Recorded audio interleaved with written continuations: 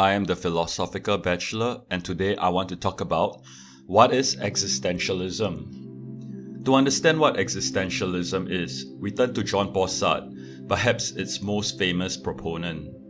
He is so adored that when he died in 1980, 50,000 people lined the streets of Paris to mourn him. Sartre had delivered a public lecture in 1945 at the Club Maintenant in Paris to a layman audience. From this lecture, entitled Existentialism is a Humanism, we can get a clear and relatively simple explanation by the man on what existentialism is. First, let's examine the title, which is also an assertion. Sartre is asserting that existentialism is a humanism. Immediately, those who came would be wondering three things. What is existentialism? What is humanism? And why is existentialism a humanism? Sartre will answer the first question early on, the second towards the end, though throughout the lecture he will be unfolding why existentialism is a movement, a way of thinking, and a way of life for each human being and for all of humanity. Cast your mind back to the year 1945. The month is October. While the Second World War in Europe concluded in May with Germany's surrender, it is still raging elsewhere. Atomic bombs fell on Hiroshima and Nagasaki in August, and Japan surrendered in September. So you can understand that thoughts of the war were on Sartre's and his audience's minds, as can be seen from the references he makes in the lecture. The same way talks and even casual conversations today almost cannot help but refer to contemporary events. So for us, with our distance from the war, we may find his examples curious, but still eminently understandable. For him and his audience, it is visceral. They had just emerged from World War II, and so his examples would have struck a deep chord with his listeners. It must have been a packed room. Thousands had come. Sartre was already a well-known figure, though it was this lecture that cemented his status as an existentialist. He had written his first fictional novel, Nausea, in 1938, and his philosophical magnum opus, Being and Nothingness, in 1943. He will later win the Nobel Prize in Literature in 1964, which he goes on to decline because he refuses to let himself be transformed into an institution, that it might limit the impact of his writing. He values his intellectual freedom and is afraid that what goes with the prize can somehow constrain him. Maybe at the end of this video you will better understand why. Just a few years before this speech, he, together with some of his contemporaries like Albert Camus, had denied being existentialist. But according to his lover, Simone de Beauvoir, they decided to embrace the term, which had been used almost like an accusation, and use it for their own purposes. This is why this lecture is like Plato's Apologia, where Socrates is presenting a defense of his position. Here, Sartre defends existentialism. Most listeners at that time will be familiar with what existentialism means, which is why Sartre launches into his lecture with objections to existentialism even before explaining it. Most, if not all, of my listeners will not be in too different a position. You may have an inkling of what existentialism and humanism means, and I want you to take a moment to think about what existentialism and humanism is as far as you understand it. The reason I ask you to take that moment is because I will give you Sartre's account of both concepts, and I hope it will provoke you to reconsider your own understanding. For now, I want you to think of all the other words you know that ends with ism. Socialism, communism, idealism, hedonism, absurdism, modernism, minimalism are just some of these words. The ism is a suffix that often indicates a kind of doctrine or ideology, though not always. For example, heroism, alcoholism, autism, vandalism, and criticism. Given how loaded the words doctrine and ideology have become, I think it may be less distracting to instead call the isms that I referred to earlier as movements, though Sartre himself did call existentialism a doctrine in this lecture. So what is existentialism? It is a belief that existence precedes essence. Sartre explains with examples. When a craftsman manufactures an object, say a knife, He uses a predefined concept of what a knife is, and then employs a production method, a formula, to make that knife. A knife has, for instance, a sharp edge. If it lacks that, it is not a knife. That sharp edge has a purpose, to cut. This property of the knife, of its cutting ability, is what defines the essence of the knife. We make that knife for a purpose. There is something in the objects human beings manufacture which is essential to it. If I make a knife out of putty, out of plasticine, we may recognize the shape as that of a knife, but strictly we know that it is not a knife since it cannot cut, the same way a toy gun or a toy piano is not a real gun or a real piano. Those do not fulfill what a gun or piano is for, which is its essence. My plasticine gun cannot fire a bullet, and my plasticine piano cannot make music. This idea of essence dates back to ancient times. Plato talks about the form of a horse, the form of a man, which are found in the world of ideas that is in the heavenly realm, where there is the ideal or perfect horse and man. Aristotle denies the existence of such a world of ideas, but retains the notion that there is something that makes a thing a particular thing, and that something is its essence. Sartre does not mention the Greeks here. He picks up the thread though with the religious notion of God as a creator. When we think of God the creator, we usually conceive of him as a superlative artisan. When God creates, he knows exactly what he is creating, says Sartre. So like the craftsman who makes a knife, it seems that when God makes a person, he has a concept of what a person should be, and he produces each individual person according to that concept or essence. In his time and still today, the term human nature points at this idea, that there is some essential nature in human beings that is found in all human beings without exception. So this idea that there is an essence which precedes, that comes before the individual's existence, is a deeply rooted one. According to this essentialist doctrine, there is a predefined purpose that each person has, even before they were born. Does this sound familiar to you, or perhaps is even what you believe? That we all have some kind of predetermined, predefined purpose which we have to forge towards, and if we fail, we are then failed persons? This is what precisely Sartre is arguing against. Firstly, he is an atheist, and so the simple argument is that if God does not exist, then there is no transcendent power that gives this essence to each individual, and hence the individual has to exist first and later on develop or get his essence. Sartre elaborates. What do we mean by existence precedes essence? We mean that man first exists. He materializes in the world, encounters himself, and only afterwards defines himself. If man, as existentialists conceive of him, cannot be defined, it is because, to begin with, he is nothing. He will not be anything until later, and then he will be what he makes of himself. Thus, there is no human nature since there is no God to conceive of it. Man is nothing other than what he makes of himself. This is the first principle of existentialism.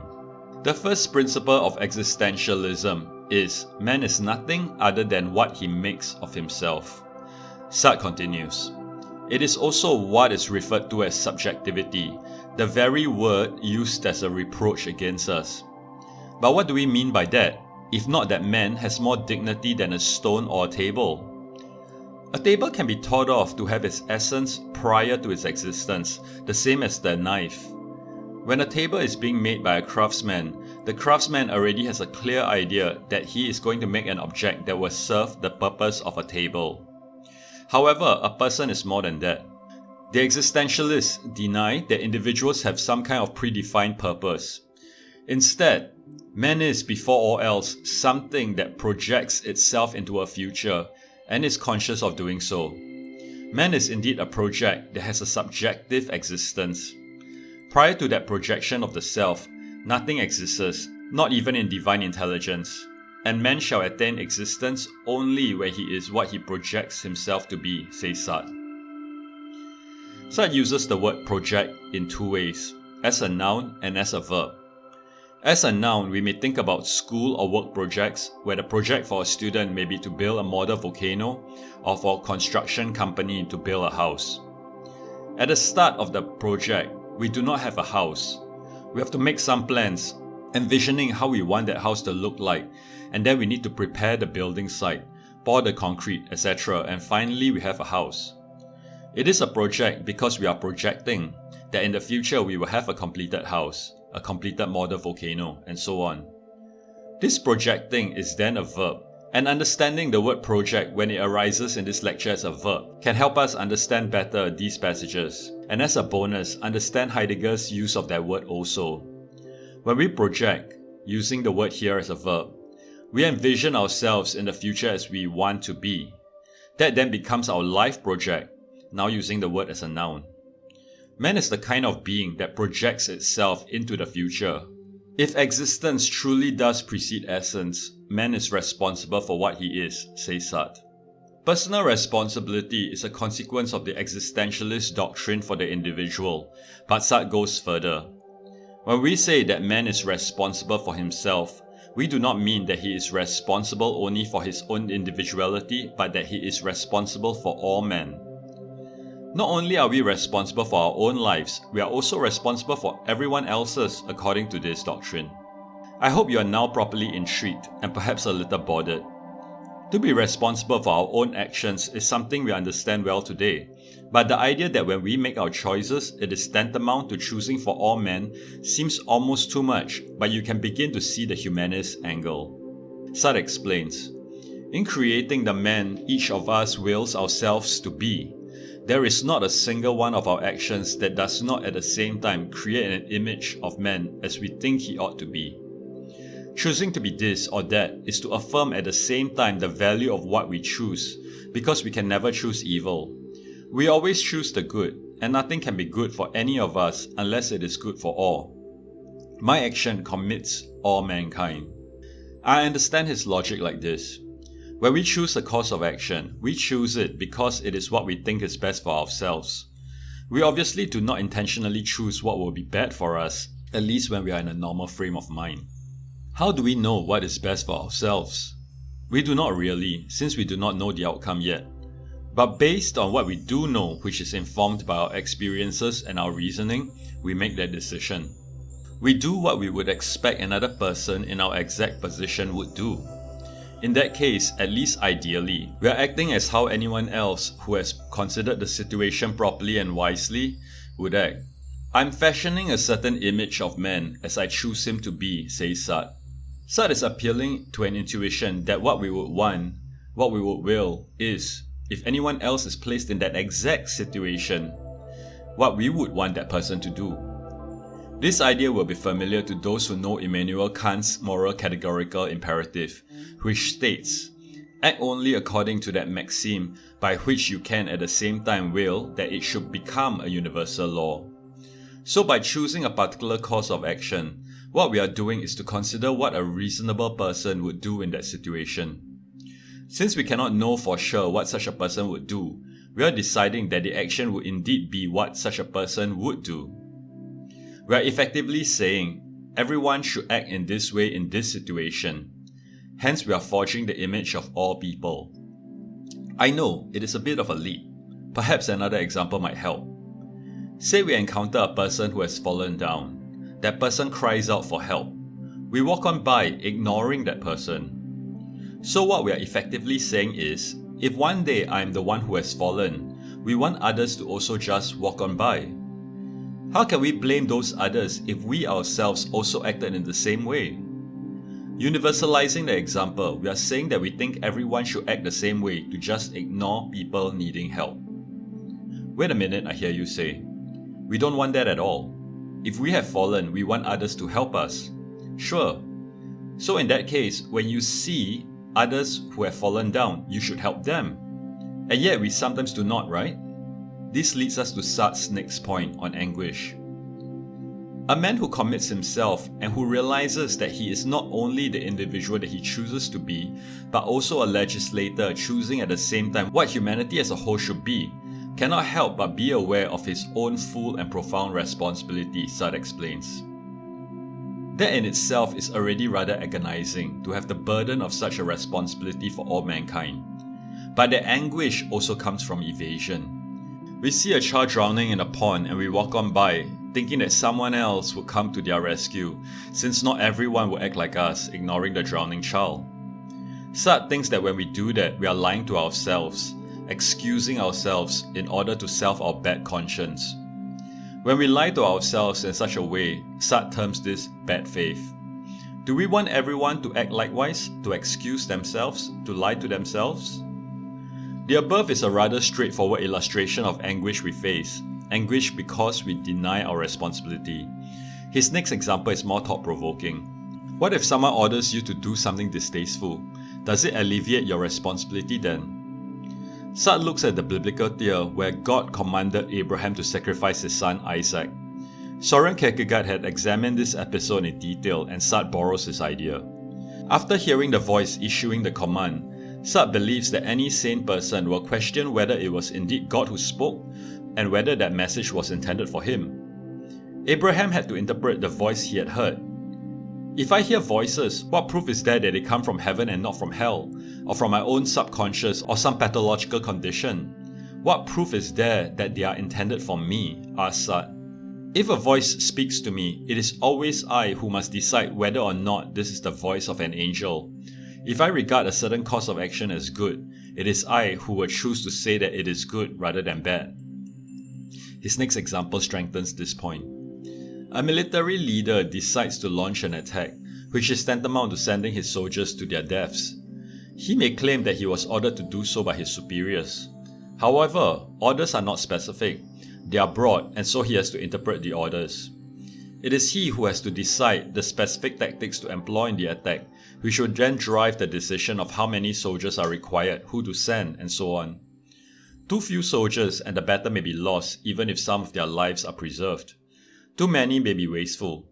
He will face anguish, an anguish which comes from his sense of direct responsibility towards his soldiers. If he did not care about them, there will be no anguish. He knows that his decision means danger, perhaps death, for those he sent into battle. All leaders have experienced that anguish, but it does not prevent them from acting, notes Sartre. To the contrary, it is the very condition of their action, for they first contemplate several options and in choosing one of them, realize that its only value lies in the fact that it was chosen. Existentialism has been accused of being a philosophy of quietism and despair, where since nothing seemed to matter, it leads to inaction. However, Sartre is here saying that existential anguish is a condition of action. If the military officer, for instance, had not made a decision, had remained frozen in his agony, the battle would plainly have been lost. However, after deliberation, he decided on a course of action and sent the soldiers to execute it. If he made no decision, it would still be a decision. It would be deciding not to fight, which might lead to the battle being lost or to surrender. The officer, by choosing that choice, gave value to his choice over the other options. Value is what we render onto our choices by choosing them. By choosing one option over the other, we are saying that the option chosen is more valuable, is a better choice than the others. Sartre next talks about abandonment. The sense of abandonment comes from the atheistic recognition that God does not exist. Actually, no one is being abandoned. But going from a state of belief that someone cares for you to the realization that there is no one there to care can feel like being abandoned. If God did exist, one can take comfort that He cared for you and regardless of whatever was happening, He was in charge. In that way, He can even be blamed in the sense that He was responsible. But now that God is dead in the Nietzschean sense, there is no one else to blame but ourselves for what happens to us and in the world.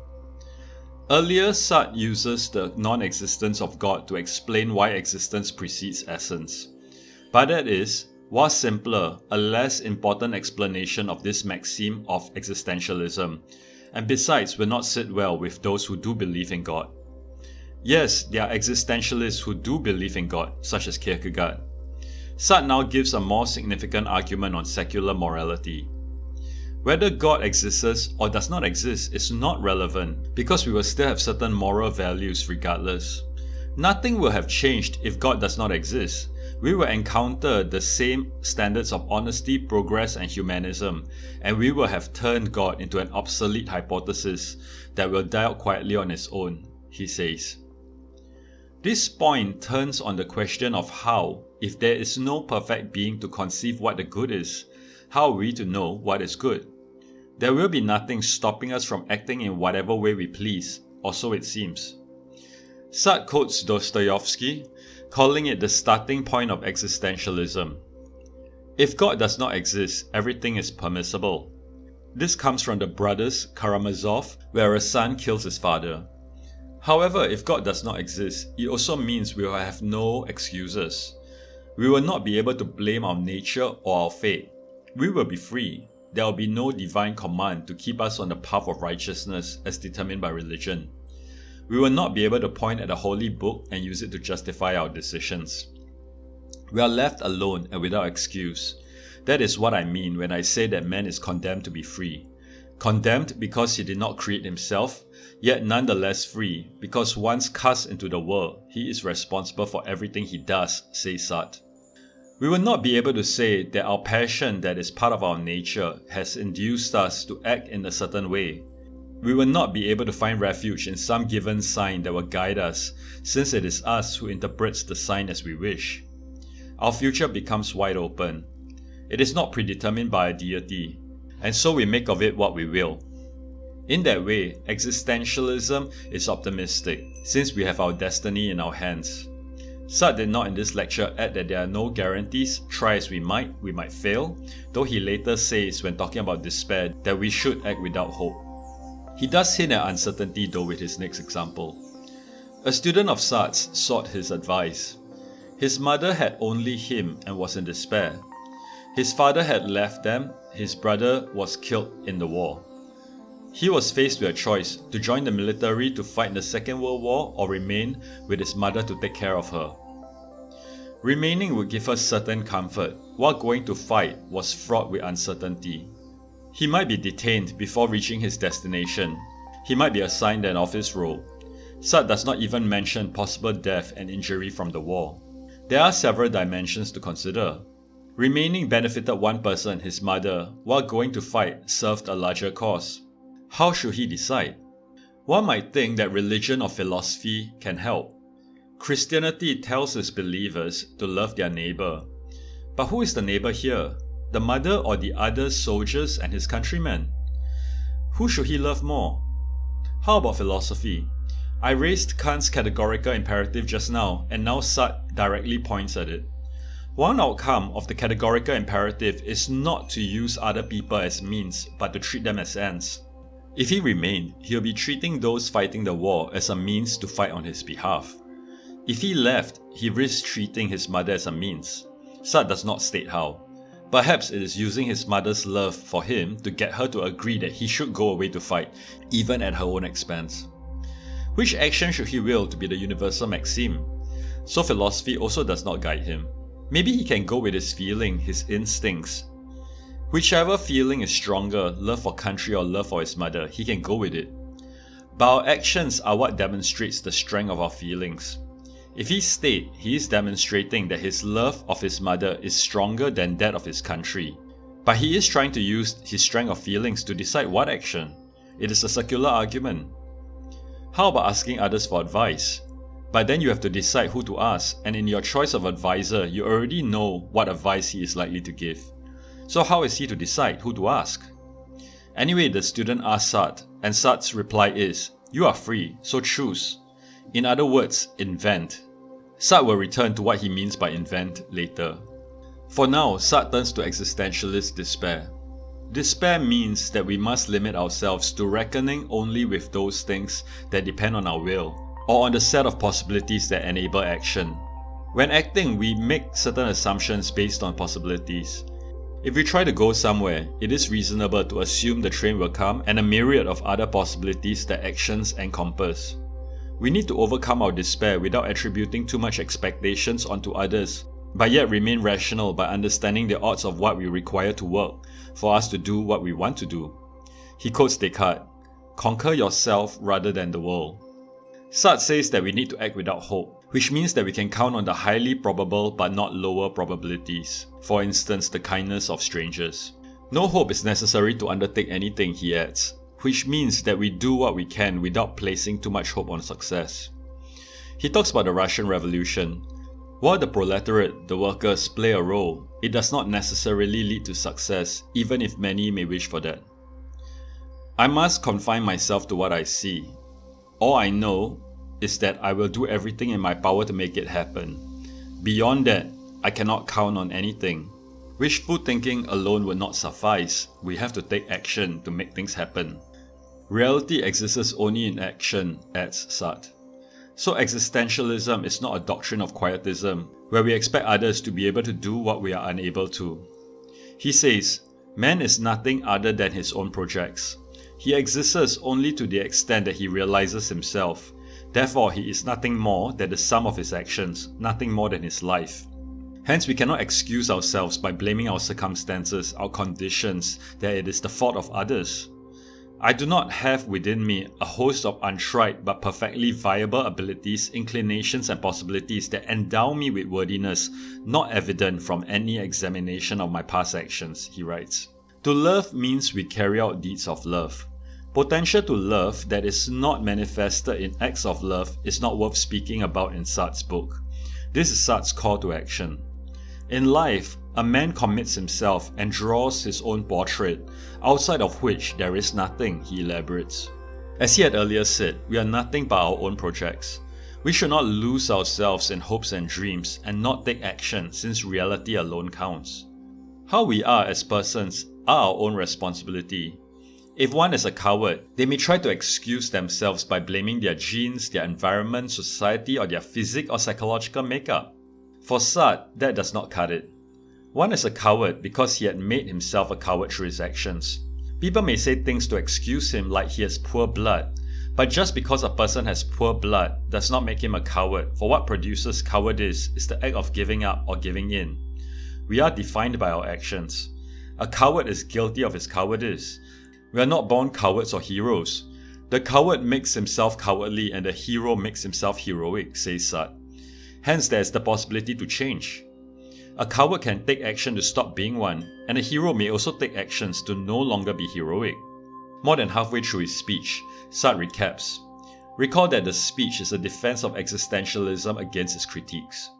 Existentialism is not a philosophy of quietism since it defines man by his actions. It is not pessimistic since it declares that man's destiny lies within himself. It does not discourage action since it tells man that the only hope resides in his actions, and that the only thing that allows him to live is action. Hence, existentialism is a morality of action and commitment. We need to face the truth, harsh as it may be. Sartre interprets Descartes' cogito ergo sum, I think therefore I am, as the absolute truth of consciousness confronting itself. Existentialism is a theory that endows man with dignity, as it does not turn human beings into objects, but where we remain squarely in our subjectivity. He says, our aim is exactly to establish the human kingdom as a set of values distinct from the material world. Existentialism is concerned with the individual and all human beings. Our self-awareness arises from the recognition of others, reminiscent of Hegel's master-slave dialectic. While Sartre denies that there is a human nature or essence, there is a universal human condition. The human condition are the limitations that a priori define man's fundamental situation in the universe, such as the necessity for him to be in the world, to work in it, to live out his life in it among others, and eventually to die in it. Despite the diversity of people's lives and projects, Sartre asserts that we can understand each of them as they are all attempts at surpassing, postponing, denying, or coming to terms with our limitations. So while he rejects essentialism, he thinks that there is a universalism. Human universality exists, but it is not a given. It is in perpetual construction, he claims. It is in construction because when we make choices, we are constructing universality. We have to decide without having recourse to pre-established values, since there is no divine reference point to take these values from, but that does not make such decisions arbitrary or whimsical either. Rather, let us say that moral choice is like constructing a work of art, says Sartre. An artist paints his own picture. There is no predefined picture that he has to paint that has been dictated to him from on high. There are no rules or values established a priori that he has to follow, but instead what values he wants to reflect in the painting will come out in the painting. Sartre is using art as a metaphor for morality. Like art by the artist, morality is created and invented by us, without some a priori divine values guiding us. Returning to the example of the student deciding between staying with his mother or going to war, no ethical system can give him an answer. Sartre's advice was for him to invent his own law. He says, "Man makes himself by choosing his own morality, and his circumstances are such that he has no option other than to choose a morality. We can define man only in relation to his commitments." However, can we then judge these choices? Sartre thinks we can, since choices can be based on error or on truth, be made in good faith or in bad faith. One who does not take responsibility for his choices but blames them on fate or his genes, etc., to say that he has no choice is operating in bad faith. Once a man realizes in his state of abandonment that it is he who imposes values, he can will but one thing: freedom as the foundation of all values, says Sartre. Sartre is asserting that freedom should be the basis of all moral values. He thinks that freedom is what we are seeking ultimately through our actions, and we seek it for its own sake. In thus willing freedom, we discover that it depends entirely on the freedom of others, and that the freedom of others depends on our own, says Sartre. Since existence precedes essence, we are free beings. We are free to create our purposes. In working towards our purposes, we should not limit the freedom of others, but also want them to be free, as a consequence of how, where we choose for ourselves, we choose for all people. While seeking freedom is part of the universal condition of human beings, the content of our actions is specific to ourselves, and we need to be inventive. How are we to understand this? Sartre adds, one can choose anything, so long as it involves free commitment. Whatever actions we choose, whatever plans we lay out, they are permissible so long as we do so freely, based on the values we create for ourselves. But how can we know these values to be correct, since it is us who chose these values? Sartre replies, life has no meaning a priori. Life itself is nothing until it is lived. It is we who give it meaning, and value is nothing more than the meaning that we give it. Finally, Sartre turns to what he means by humanism. A common theory of humanism puts human being as the ultimate end and supreme value. Sartre objects to this. Existentialism will never consider man as an end, because man is constantly in the making. He thinks that such an elevation of man as the supreme value can lead to fascism. Instead, he posits a humanism where man is always outside of himself, and it is in projecting and losing himself beyond himself that man is realized. And on the other hand, it is in pursuing transcendent goals that he is able to exist. Here he draws on being and nothingness, which in turn draws on Heidegger's being and time. Being and nothingness examines the ontology of human beings. We are a being in itself, which simply is what it is. But we are also a being for ourselves, which while conditioned by our past, is also projected towards the future, while living in the present. In that way, we are the being that is not what it is, which is being in itself, and we are the being that is what it is not yet. What our goals and projects are lie in the future. It is not yet present and is transcendent since it transcends our current state. We are the kind of being that is directed towards the future, and because of the being that we are, to fulfill ourselves, we have to go beyond our current selves. Sartre explains, existentialism is humanism because we remind man that there is no legislator other than himself, and that he must, in his abandoned state, make his own choices. And also because we show that it is not by turning inwards, but by constantly seeking a goal outside of himself in the form of liberation or of some special achievement, that man will realize himself as truly human.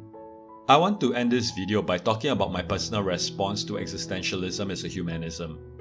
It is one of the texts that initially drew me to philosophy. I first encountered it about 15 years ago, and it really spoke to me. It expressed what I felt, that our destiny is in our hands and we have to live as good as we can, despite the cards we have been dealt. We cannot take refuge by blaming our circumstances and others, but we have to be courageous and decide for ourselves how we want to live. Certainly, I have not managed to live up to its ethos, sometimes acting in bad faith, but we can certainly try to be better. I must have read it about 5 or 6 times over the years, and each rereading has been a pleasure where I notice new details I had not considered or noted before. I think a good way of thinking about Sartre's lecture is that it is a manifesto of sorts. He is not providing rigorous arguments, he is not spelling everything out and considering every angle. Instead of regarding that as a defect, we can be thankful because it makes the lecture interesting and inspiring rather than a drag. It is ultimately a call to action. A reader may contest certain aspects of his lecture, but I think his broad conclusions are right. We create our meaning, and we should try to live as meaningfully as we can. His speech makes us think and reflect on how we have been living and how we want to live, and that makes Existentialism is a Humanism a powerful work of philosophy. Thank you. If you wish to support the Philosophical Bachelor, you can do so at worldwideweb.patreon.com/philosophicalbachelor. Please also subscribe to the channel. Thank you.